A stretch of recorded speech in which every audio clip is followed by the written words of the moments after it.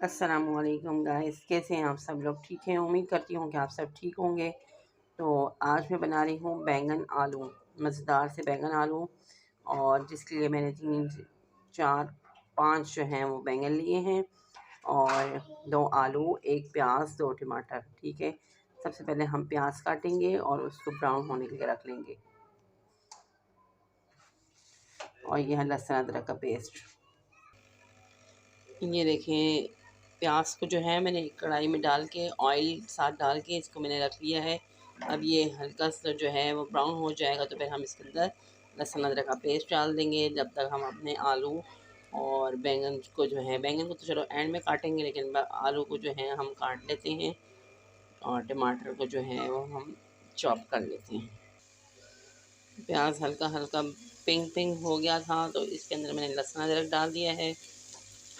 دیکھیں، اب جو ہے ہم اس کے ساتھ ہی اس کے اندر آلو بھی ایڈ کر دیں گے۔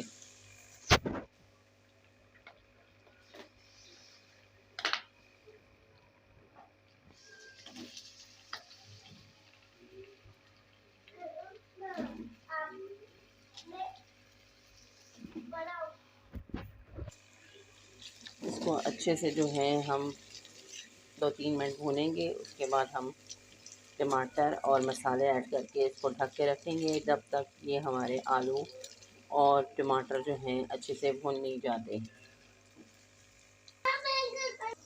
بنا رہی ہوں نا پھر کھانا۔ یہ دیکھیں گے، اس میں ہم ڈال دیں گے ٹماٹر اور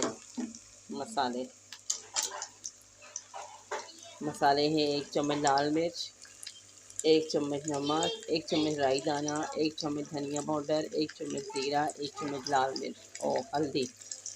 یہ سب ہم اس میں ایڈ کر کے اس کو مکس کر دیں گے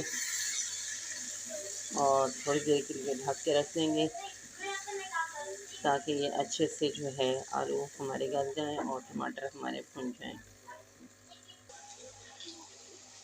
یہ دیکھیں جی، ہمارے آلو جو ہیں وہ 20% رہ گئے ہیں، باقی گل گئے ہیں اور آئل نکل آئے ہیں۔ اب ہم اس کے اندر جو ہے بینگن ڈال دیں گے، جن کو میں نے ایسے چھوٹا چھوٹا کر کے کاٹا ہے۔ اس کو اچھے سے مکس کر کے اس کو دم پہ رکھیں گے، بالکل سلو آنچ پہ 5 سے 10 منٹ کے اندر اندر ہمارا سالن ریڈی ہو جائے گا۔ آپ اس کے اندر ہری مرچیں بھی ایڈ کر سکتے ہیں، میرے پاس ہے نہیں اس کا، تو اس لیے جو ہے میں نے اسکپ کر دی ہے۔ اب ہم اس کو کور کر کے رکھ لیں گے۔